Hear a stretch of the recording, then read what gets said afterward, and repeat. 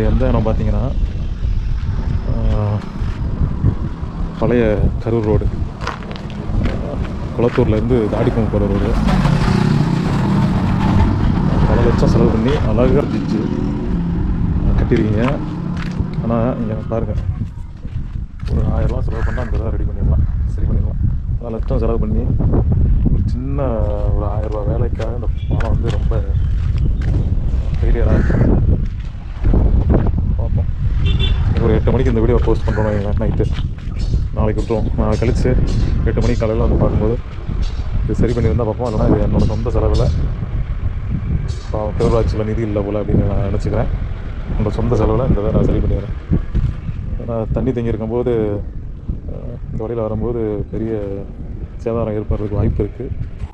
அதனால் பார்ப்போம் சரி பண்ணுறாங்களான்னு.